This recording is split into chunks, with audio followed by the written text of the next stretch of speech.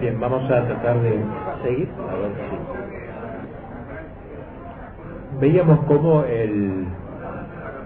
se había pensado hacer una constitución, un poco al estilo de los ingleses quizás, pero junto a esta constitución va a aparecer la famosa Declaración de los Derechos del Hombre. Este documento, que será una columna vertebral de la revolución, fue votado luego de grandes apremios. Costó arrancar la firma de los diputados y luego se necesitaron piquetes para hacer pasar como leyes sus consecuencias. El origen de este documento debe ser tomado en la fundación de los Estados Unidos. Cuando se levantaron contra Inglaterra, en su declaración de independencia del 4 de julio de 1776, poquito antes, apelaron a los derechos inalienables escritos por el Creador en el corazón humano, que el gobierno inglés había violado, dicen ellos, criminalmente. No podían hacer otro tanto los franceses, y entonces se divulgó una hoja que en una cara contenía los derechos del hombre de Norteamérica y en otra solo la inscripción derechos del hombre de los franceses y debajo un espacio en blanco, como diciendo tenemos que llenar este espacio. Así fue como se gestó en 1789 la famosa Declaración de los Derechos del Hombre y del Ciudadano, se llamó, muy inspirada en la Declaración de Independencia, como dije, de los Estados Unidos, y a su vez fuertemente deudora del ideario de la Revolución Inglesa. También había sido poco antes. Recuérdese que la Asamblea Nacional había decidido también ser constituyente. En cumplimiento de esa decisión se designó una comisión para redactar el documento. Los norteamericanos hicieron preceder su constitución con una declaración de los derechos del hombre, y van a hacer lo mismo ahora los franceses, la van a anteponer a su constitución. Para fines de agosto la nueva constitución se estaba ya perfilando, pero se resolvió, como digo, anteponerle unas declaraciones especiales que pasarían a ser una especie de preámbulo del gran documento. 35 son los artículos que la integran. En el artículo primero se dice que el fin de la sociedad es la felicidad colectiva. En el segundo, los derechos naturales del hombre son la igualdad, la libertad, la seguridad, la propiedad. En el tercero, todos los hombres son iguales por naturaleza y ante la ley. En el cuarto, la ley es la expresión solemne y libre de la voluntad general. Estos son los artículos más importantes, los artículos iniciales, ya que de ellos se derivan todos los demás. Más adelante, en el artículo 25, por ejemplo, se lee: la soberanía reside en el pueblo. Así pues, en este y otros artículos que integran la declaración quedan sancionadas las ideas principales de la revolución: la soberanía del pueblo, la libertad de pensamiento, la voluntad general, la voluntad general, que decía, como se puso como fuente de la ley. A proclamar la soberanía del pueblo, puso fin a la monarquía de derecho divino, descartando un proyecto primitivo que reconocía a la religión sus derechos en la sociedad. La declaración solo se limitaba, en el artículo 7, a decir que el libre ejercicio del culto divino nunca puede ser suprimido, era demasiado poco. El espíritu de la declaración es esencialmente laicista y ateo. El Catecismo Nacional lo definió Barnave, uno de los dirigentes. Catecismo Nacional lo llamó. Descansa sobre bases irreligiosas. El padre Poralowski, que es un sacerdote polaco muerto hace poco, que ha escrito un libro bueno sobre la Revolución Francesa, nos ha dejado un cuidadoso análisis de la declaración, sobre todo en lo que se refiere a los primeros artículos, que son, como dijimos, los más importantes. A pesar de que en el preámbulo se hace una mención del Ser Supremo, de hecho Dios y su autoridad están ausentes. Allí se declara la igualdad jurídica de todos. Esta afirmación podría ser bien entendida si se ve en ella una reminiscencia de las ideas bíblicas y especialmente de las enseñanzas de Cristo, de que todos por igual somos llamados a ser hijos adoptivos de Dios Padre, a conocer a Dios y gozar de Él por una eternidad.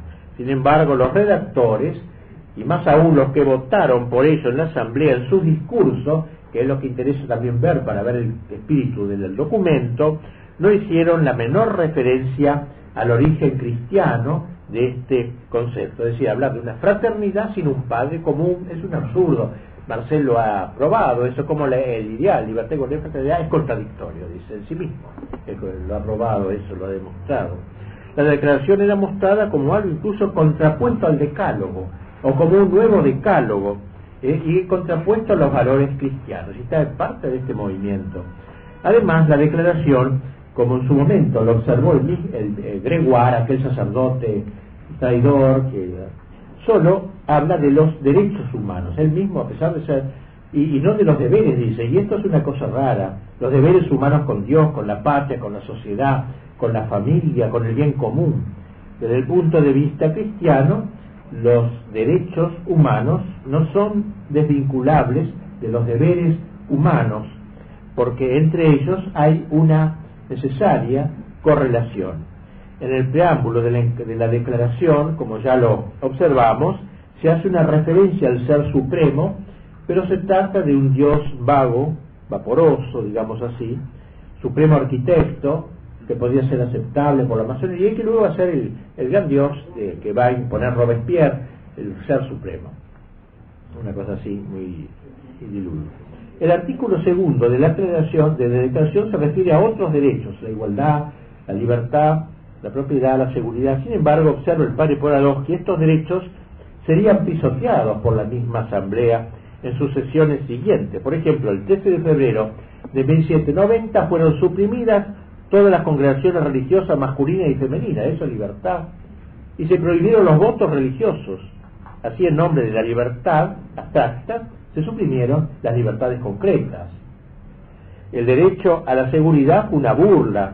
Los arrestos arbitrarios, los fusilamientos, las masacres, las deportaciones ocurrieron durante todo el transcurso de la Revolución. Lo mismo respecto al derecho de resistencia contra la opresión de que se habla en los artículos 33 y 34.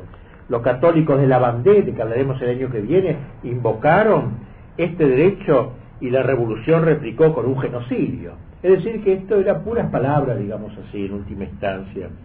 Así, los derechos humanos básicos, enumerados en los artículos 1 y 2 de la Declaración, fueron por la misma Revolución prácticamente conculcados y anulados, y lo mismo ocurrió con los artículos restantes, pues estos lo único que hacen es entrar en pormenores de los primeros. El texto solo resultó aprobado luego de una tormentosa deliberación.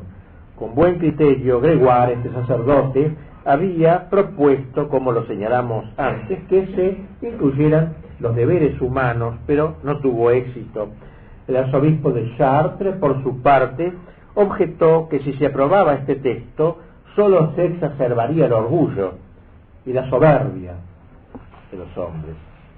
Según había previsto Mirabeau, la proclamación de estos derechos del hombre influiría enseguida en cuestiones trascendentales y suscitarían discusiones tempestuosas en cuanto se extrajeran las consecuencias de sus presupuestos. Así se abrió enseguida el acta de la Constitución con las siguientes proposiciones. La Asamblea Nacional suprime todas las instituciones contrarias a la libertad e igualdad de derechos. O sea, aplicando esto, ¿no?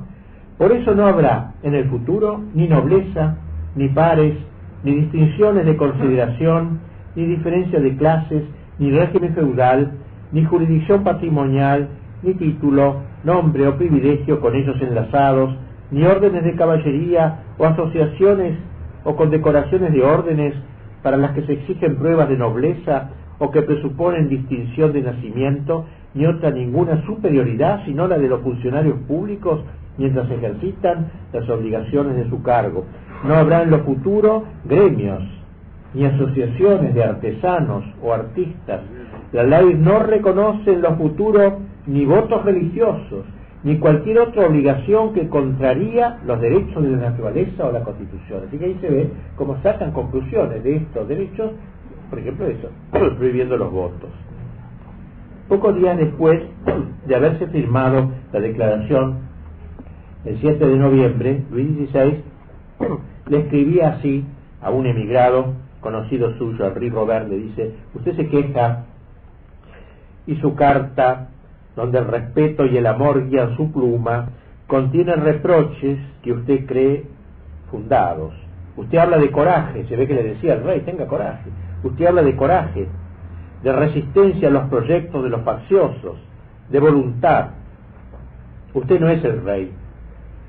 El cielo, colocándome en el trono, me ha dado un corazón sensible, sentimientos de un buen padre.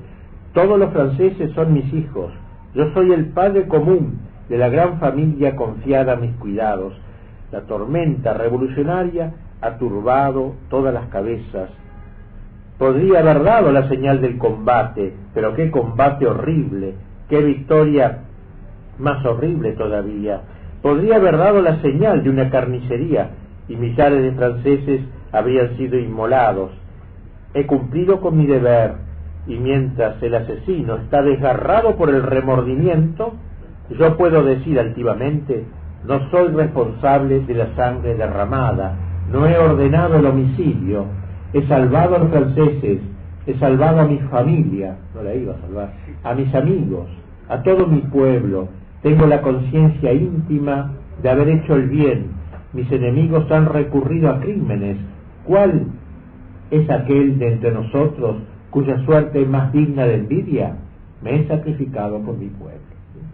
O sea, pero esto es sincero, seguramente es sincero. Pobre rey, fuera de su conciencia nada pudo salvar. Sus palabras merecen respeto, si bien en realidad no salvaría mucho, como dijimos, ni siquiera a su propia mujer ni a sus hijos en cierto modo. Hay que observar que la revolución quiso ser internacional. Se habla de la revolución francesa, pero la revolución quiso ser internacional. Para sus gestores no se trataba de un asunto de política interior francesa, sino que era también el primer episodio de una revolución universal, la primera etapa de una insurrección generalizada contra los reyes, los sacerdotes y los nobles. Por eso no proclamaron los derechos de los franceses, sino los derechos del hombre universal.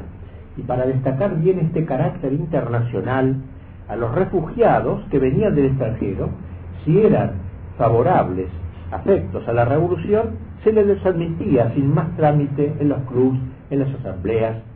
Al día siguiente de que estallase la guerra con Alemania, el prusiano Anacharsis Clootz, que se hacía llamar el orador del género humano, se presentaba en la tribuna de la asamblea y decía: ha llegado la crisis del universo. La suerte del género humano está en manos de Francia. La religión de los derechos del hombre, inspirará menos virtud, celo y entusiasmo que la religión de los falsos profetas, es decir, del cristianismo. La religión de los derechos del hombre, comenta Gaxote, ya no era una guerra lo que comenzaba, era una cruzada, pero invertida.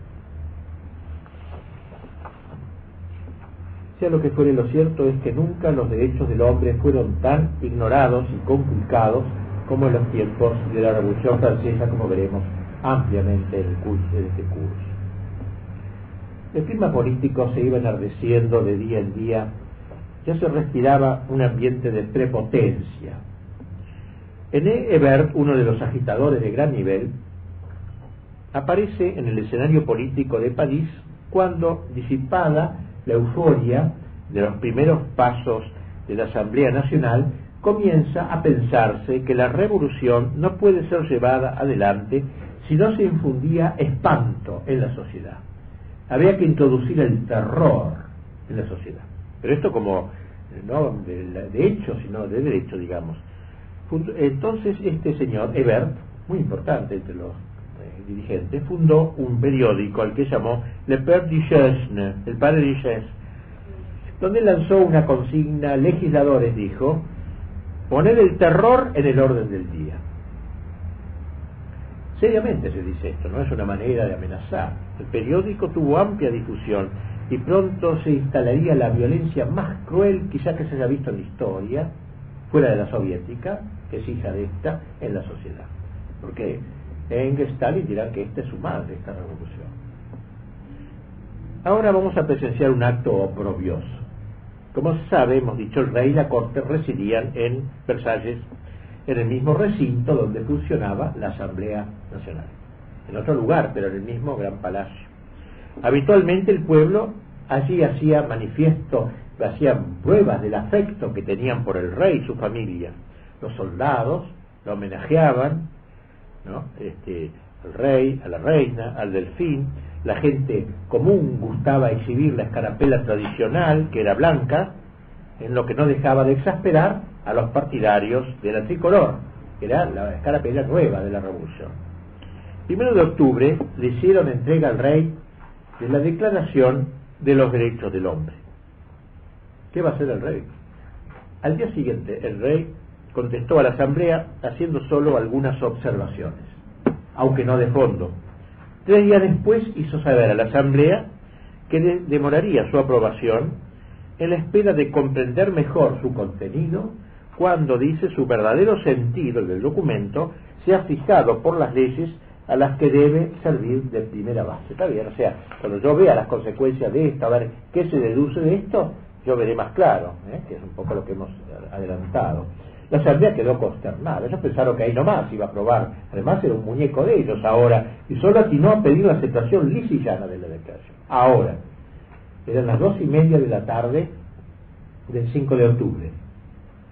En ese momento comenzaron a escucharse gritos en la calle de Versalles, frente al palacio, calle que corre por delante del palacio, se llama la Avenida de París, si alguno ha estado por ahí, la avenida grande. Eran voces femeninas. Una multitud de ciudadanas, así se llamaba ahora las mujeres, los ciudadanos, los hombres, las ciudadanas, las mujeres, provenientes de la capital, muchas de ellas prostitutas, o sea, juntadas para este acto, cerca de 2.000 mujeres, a los gritos, por las calles, armadas de piedras, un poco femenino, en general picas, la pica era que usaban ellos, y fusiles, venían a pedir pan. Acuérdense que había habido un problema económico completamente localizable y arreglable. Entre ellas se ocultaban hombres disfrazados de mujeres, ¿no? Como los nuestros travestis, sino realmente disfrazados. Un buen número de manifestantes irrumpió en la sala de la asamblea, portadora de reclamos y protesta. Todo estaba organizado, esto obviamente. Se les recibió, se les escuchó: pasen señores, señoras, ciudadanas mejor dicho, con toda benevolencia. Uno de los diputados contaría luego que había oído a una mujer mal vestida que le decía con vehemencia a un hombre de su grupo: tomaremos al rey prisionero y la reina será colgada, por el peor de los casos, encerrada en un convento de por vida. O sea que venían con intenciones muy serias. Quizá era una fantochada, pero sea lo que fuera, era un ambiente agresivo. Aquellas mujeres, o pseudomujeres, habían sido manipuladas por aquellos machinistas, que nos decía Desmoulins, ¿no? Tramoyistas, maquinistas de la revolución. Él dice que la revolución ha sido hecha por maquinistas. Cosas así no se improvisan. Los manipuladores explotaron un hecho real pero ocasional, la falta de pan. Es cierto, como dije, que había carestía. Durante todo el mes de septiembre el pan había escaseado en la capital. De Beguerí supone que esa penuria fue probablemente provocada, incluso es muy fácil, lo sabemos ahora que se puede, por acaparamiento o destrucción de depósitos de harina, en fin. Rivarol, que es un gran autor contrarrevolucionario contemporáneo, acusaría a la facción de Orleans, de este duque canalla, haber, dice, hecho desaparecer el trigo que abundaba en el mercado. O sea, le atribuye un hecho positivo para Romar. Asimismo, los agitadores explotaron algo que había acontecido en ese día, en esos días. Resulta que a raíz de un banquete de oficiales en Versalles, a su término llegó el rey y el delfín, el chiquito que tenía 7 años, a los que pronto se juntaron los demás y se entusiasmaron todos los invitados. Llegó el rey, y habiendo tomado algunas copitas de más, como se suele en esas comidas, comenzaron a entonar marchas. Luego continuaron sus festejos con cantos y aclamaciones bajo las ventanas del cuarto del rey. No hubo ataque ninguno, ni a la nación, ni a la bandera tricolor, ni nada de eso, la escarapela, como luego se diría, se inventaron cosas. Bueno, y eso, pero ¿no es acaso la política, según la definición de Voltaire, el arte de engañar al pueblo? Así define Voltaire a la política. Y entonces se inventó todo eso, que atacaron la nación, atacaron la asamblea, no había habido nada de eso, no importa. Hacía tiempo que diversas publicaciones incitaban al odio contra la reina. Yo la quiero mucho, María Antonieta, la van a ver ustedes sobre la marcha. Qué mujer fue esa, qué gran mujer, la pinta como una niña casquivana, festichola, fiesta y todo eso, no, es muy superior a su marido. Es Habsburgo y basta con él. No fue demasiado difícil entonces atacarla a la pobre reina, ya que desde hacía años María Antonieta era calumniada en la opinión pública. Se burlaban de ella porque era austríaca. Como diga, el pueblo no, el pueblo sencillo no, pero todo esto era grupos, maniobras. La llamaron un nombre horrible, l'Autrichien. Autriche en francés es avestruz y chien es perra. La perra avestruz, jugando con la austríaca, Autrichien, juego de palabras.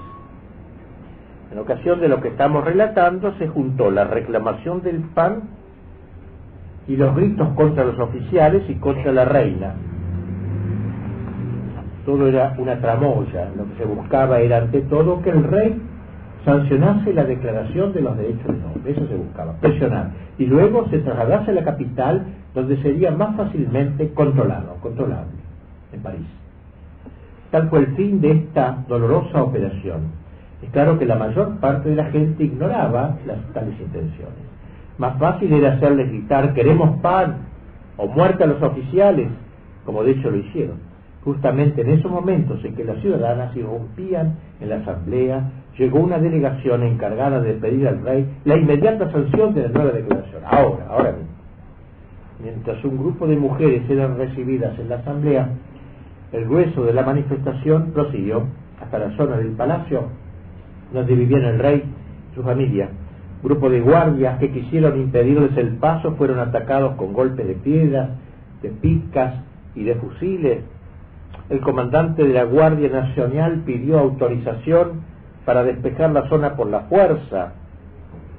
¿Y qué le iban a decir? Ya sabemos. ¿Usted quiere que yo tome un partido violento?, le respondió el rey. Que emplee una legítima defensa, el mismo lo llama legítima, una legítima defensa, o que me aleje de Versalles. Cualquiera sea la audacia de mis enemigos, nada lograrán. El francés es incapaz de un regicidio. Defenderme, habría que derramar sangre de franceses. Mi corazón no puede familiarizarse con esa afrentosa idea.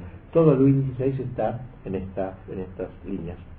Comenta Rivarol, puesteras y bandidos extraídos de la de París son ciudadanos a quienes se debe tratar ahora con miramientos, súbditos que merecen todo el afecto del rey, a quien vienen a asesinar, y 600 militares llenos de honor y dispuestos a derramar su sangre por ese mismo rey deben permanecer encadenados.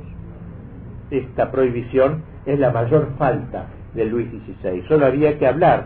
Aquellos 600 guardias de corps habrían llevado a los asaltantes con sus sables hasta París.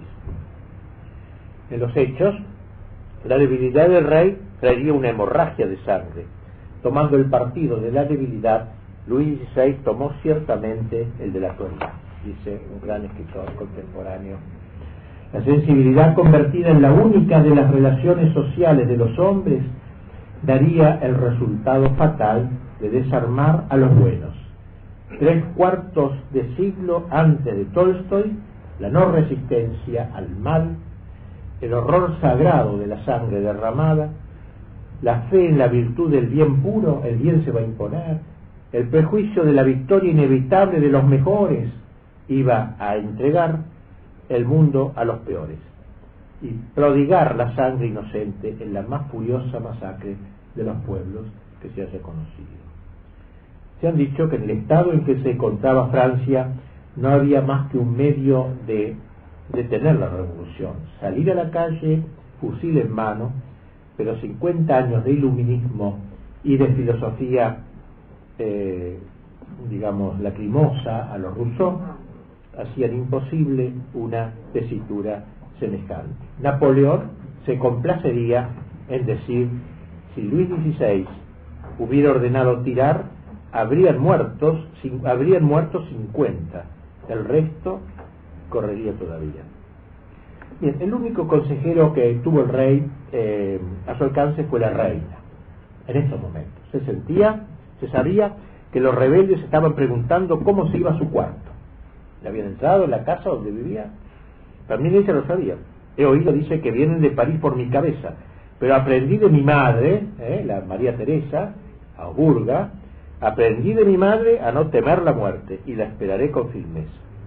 Un noble allí presente, en aquellos momentos, refiere, ella sola mostró una actitud noble y digna en medio de aquella corte consternada.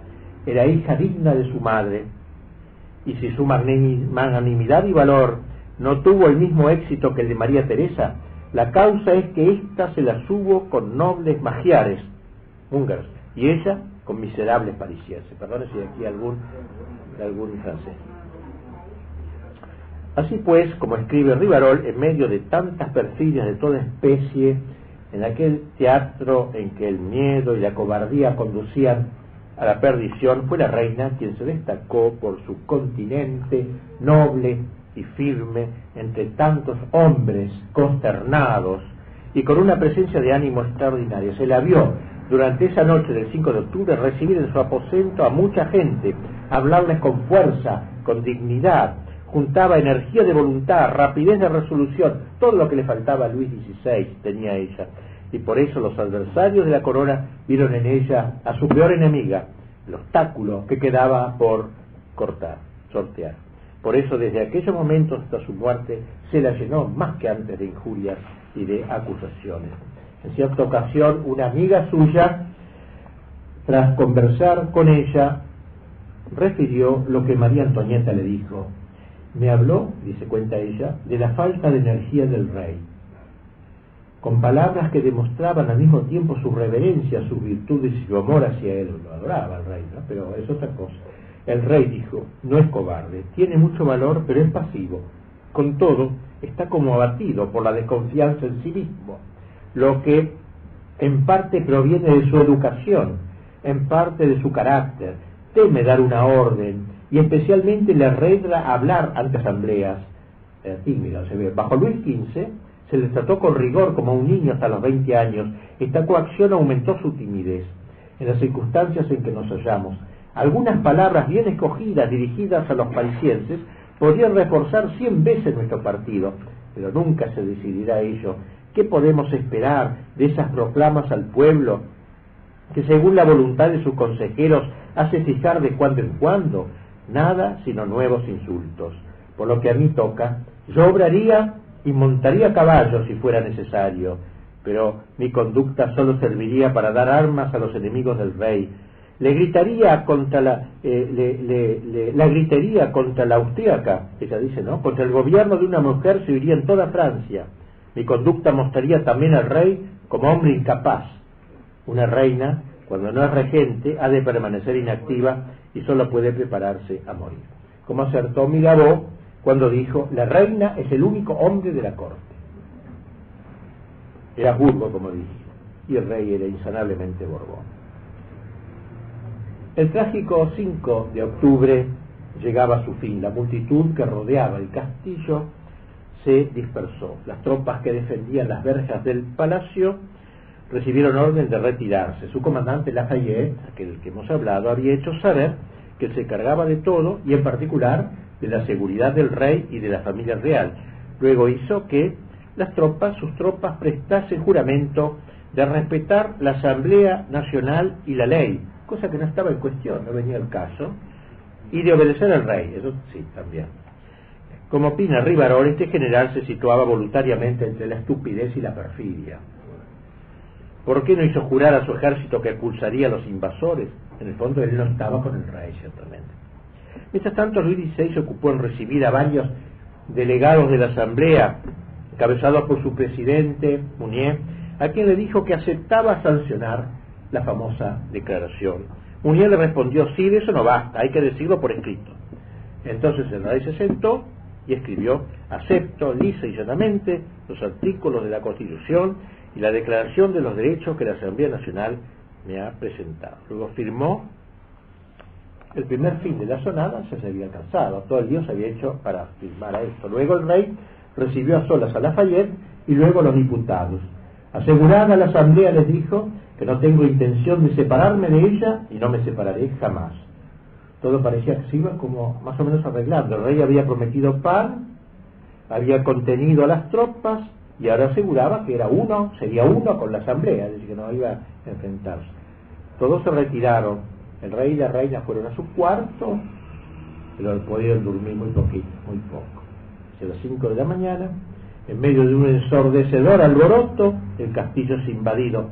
Una multitud de bandidos y obreros parisinos recientemente llegados, otra oleada, se precipita por la escalera principal en dirección a al cuarto de la reina directamente. Los invasores intentan penetrar en el cuarto.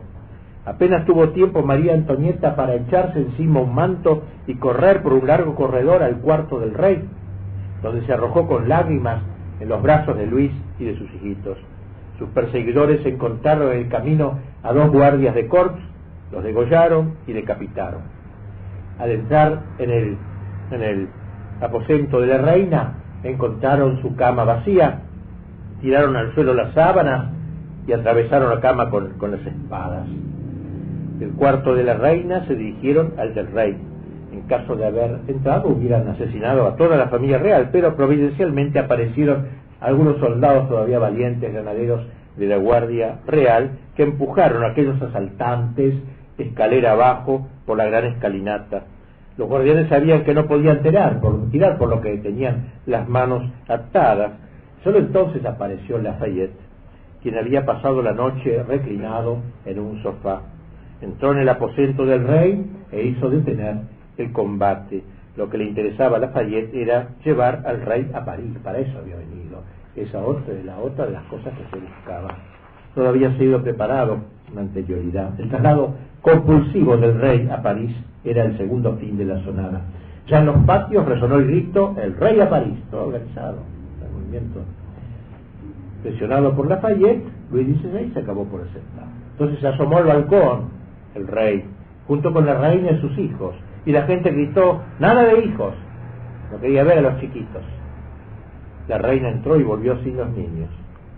Se prefirió entonces, esa era la consigna preestablecida, se empezó a gritar: viva el rey, viva la reina, el rey a París. Pero el rey era inseparable de la Asamblea, como él mismo lo había asegurado. Debía, por tanto, también ella partir para la capital y seguir ahí sus sesiones. Y para dejarlo establecido, votó por la mañana un decreto en la Asamblea donde declaraba la persona de su rey inseparable de los representantes de la nación. Luego Luis XVI respondió en el mismo tono: recibo con viva sensibilidad los nuevos testimonios de la adhesión de la Asamblea. Voy a París con la reina y mis hijos. Daré las órdenes necesarias para que la Asamblea pueda continuar allí sus trabajos. Ni una palabra de los graves acontecimientos de la noche. Había querido casi matar a su mujer, todo como si nada hubiera pasado.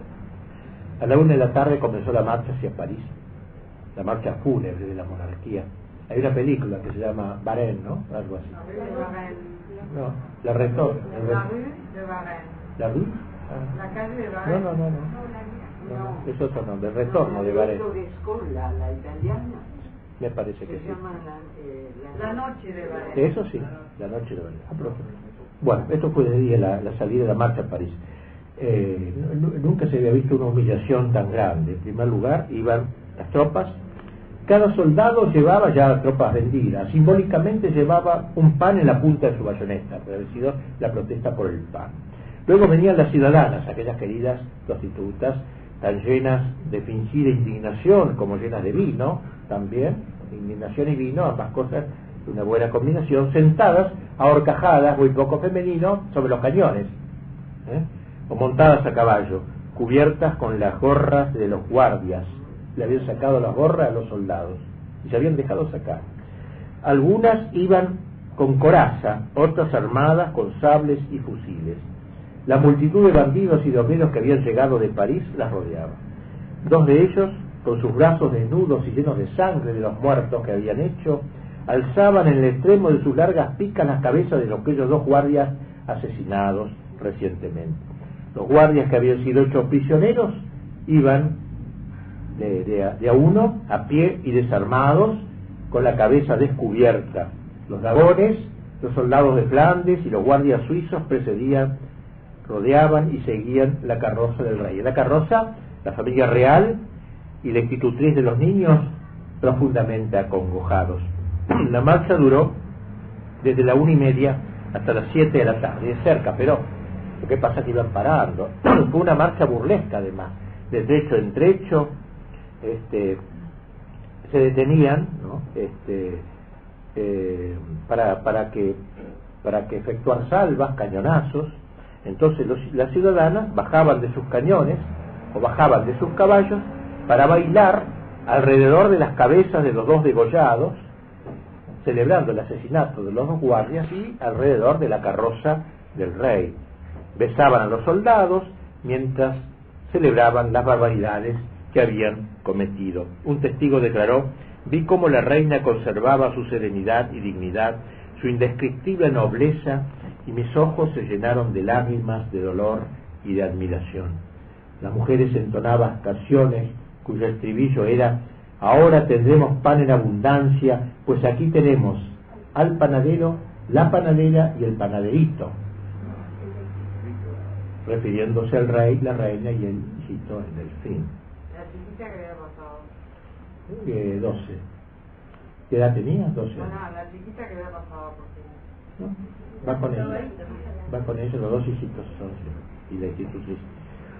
Bueno, en Sèvres, al pasar por la ciudad de Sèvres, quisieron forzar a un peluquero a peinar aquellas cabezas degolladas, cosa, salvajismo, asqueroso, ¿no? El hombre enfermó de terror.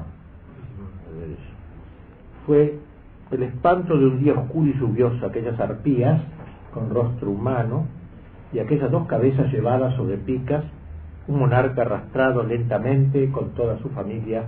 Todo aquello formaba un espectáculo tan atroz que los presentes nunca olvidarían. El trágico cortejo llegó finalmente al Hotel de Ville de París al caer la tarde. La gente gritaba: viva el rey, viva la reina. Pero ¿a qué viene? Vale este grito. Un espectáculo reiterado de estos años, dijimos, el tránsito de los aplausos a las injurias y viceversa. Castillo de Versalles, sinónimo del poder real, quedaría abandonado para siempre hasta hoy. Museo ahora. Luis XVI y su familia se instalaron en las Tullerías. La palabra Tuileries, que significa tejares, designaba hasta el siglo XV un lugar ubicado a orillas del Sena, no lejos del Louvre actual, que era utilizado como basural y donde luego se instalaron hornos de tejas. En el siglo XVI, Catalina de Médicis hizo levantar allí un palacio que sería desde entonces residencia real, parcialmente quemada en 1871, mucho luego la Revolución, durante las luchas de la Comuna de París, fue posteriormente demolida, así que no nos queda nada de las Tullerías. El año 1789, vayamos terminando, tan fecundo en situaciones dramáticas, terminó con una estocada a la iglesia. El 12 de noviembre, los bienes del clero fueron puestos a disposición de la nación. Con ello, la Asamblea afirmó, o creyó, no creo que haya caído, afirmó contribuir eficazmente al alivio de la crisis económica. Sacando la plata de la iglesia, vamos a solucionar la crisis económica que había sido la causa próxima, recuerdan, de la convocatoria y a los estados generales.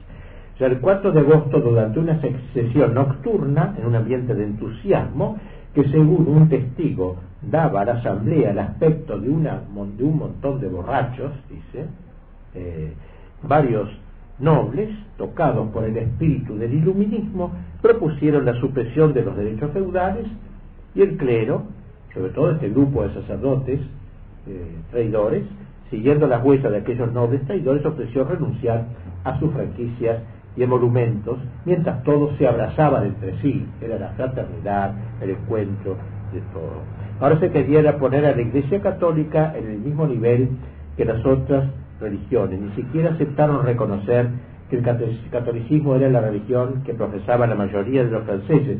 Se instaura en la práctica la separación de la Iglesia y del Estado, digamos así, que es una cosa completamente novedosa, porque la historia conoció estados perseguidores de la Iglesia o de otras religiones, pero hasta ahora nunca se había visto un Estado sin religión, como iba a querer ser el de la Revolución Francesa. Se pregunta de Viguerie cuáles han sido las raíces profundas de esta decisión separatista de lo que Dios quería que estuviese unido.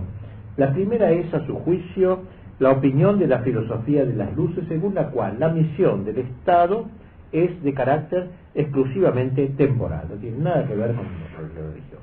La religión se ocupa del mundo futuro, el Estado del presente. El soberano no tiene competencias en el otro mundo, había afirmado Rousseau. La religión, por tanto, nada tiene que ver con el Estado. La segunda proviene de la idea de que el Estado y la nación no necesitan de la religión. Más aún, ellos mismos son una especie de religión. Vamos a hablar largamente un capítulo sobre la religión de esto, la religión de la revolución, la revolución. Los diputados de la Constituyente creían en la nación como creyeron en Dios, y de este modo se adherían a una especie de religión civil. Así se introdujo, por encargo de la Comuna de París, un juramento cívico de fidelidad a la nación, a la ley y al rey, si bien en presencia del Ser Supremo. No es Dios quien recibe el juramento, sino que solo sirve como testigo para reforzar los vínculos del cuerpo social. Y el cuerpo social es una especie de representación de Dios, una suerte de iglesia. Pero volvamos a los antecedentes de la decisión de confiscar los bienes del clero. La bancarrota económica surgía en el horizonte. El 1 de octubre el obispo Talleyrand, aquel que luego está sinvergüenza, subió al podio de la asamblea y con esa frialdad terrible que lo caracterizaba, propuso poner a disposición de la nación los bienes del clero, con lo que se podría salvar, dice, la nave del Estado. Ya diría un personaje muy repugnante, considerado rebelde por la realeza, dice un autor, dice Madeleine, rebelde por la realeza, tránsfuga por la nobleza y apóstata por la iglesia. O sea, todo el mundo lo miraba con desprecio. Desde la juventud se mostró disoluto, amaba la buena mesa, las mujeres, el lujo y sobre todo el juego. Era un hombre de egoísmo ilimitado, se lo describe así, de gran astucia enorme y una gran capacidad de simulación. La hipocresía le permitió permanecer en el ambiente estricto del seminario y acceder al sacerdocio. 8 años más tarde fue nombrado obispo de Autun y ahora, como miembro de la Asamblea Constituyente y siendo amante de Madame de Staël, hija de Necker, del ministro de Economía, fue quien inspiró la expropiación de los bienes de la Iglesia. Luego vamos a, como digo, volver a considerar esta figura porque es muy importante, siempre trepadora, siempre acomodaticia, porque estuvo con todos, ¿no? Celebrando las misas oficiales que le pedía el gobierno, votando la Constitución Civil del clero, consagrando los nuevos obispos afines a la revolución y tras ulteriores aventuras acabando por colaborar con Napoleón, que al fin se hartó de él y lo sacó ya, pero hasta así que colaboró con todos los gobiernos de toda clase. Un desastre de persona. Fue él quien elevó la propuesta a la Asamblea. Tras ser presentada, se sucedieron grandes discusiones, se oyeron, digamos, discursos indignos, se declaró contra el veneno de la Iglesia, se recordó las excesivas riquezas que poseía, contra el mal uso que el clero hacía de ellas, contra el despilfarro de los sacerdotes. A la proposición de Talleyrand se pusieron varios, entre ellos un arzobispo de Guayaquil, quien observó que los bienes que poseía la Iglesia habían sido donados muchas veces con intenciones, por ejemplo, para hacer un hospital o para hacer un colegio, no se podía así nomás sacar. Un diputado del tercer estado, el Chapelier, planteó el problema en su verdadera dimensión, declarando francamente que era solo para evitar la debacle económica, por lo que se necesitaba arrebatar los bienes a la Iglesia, diezmos incluidos, perdón, que no era para eso. Él lo dijo con claridad, que no era para, sino dice, para destruir el orden del clero. Ya lo dijo con veracidad, y ello en nombre de la igualdad. No puede ser que nos tenga mucho, poco, etc., en nombre de la igualdad. De hecho, la medida de nada sirvió para los efectos pretendidos, pues se cargó el tesoro público con el gravamen del clero y del culto, lo que produjo una gran inflación. El clero aceptó sin quejas este despojo. Poco antes de la secularización de bienes se había llevado adelante la secularización de las personas. El 28 de octubre se prohibió la emisión de votos en todos los conventos, y ello en nombre de la libertad individual.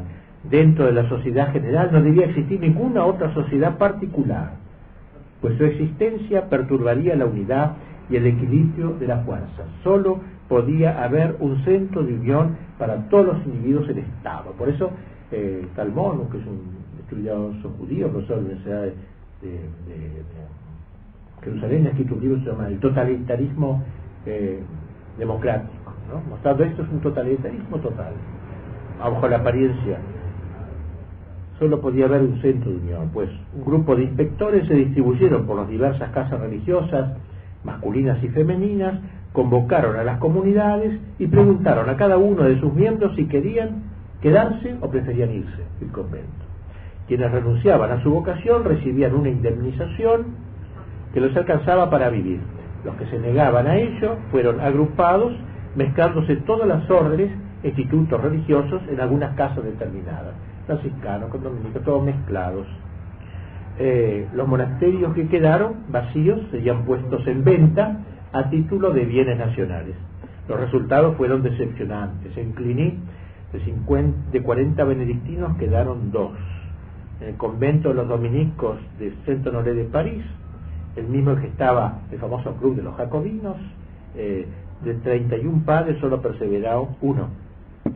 15 se fueron, otros 15 dijeron que permanecerían a la expectativa.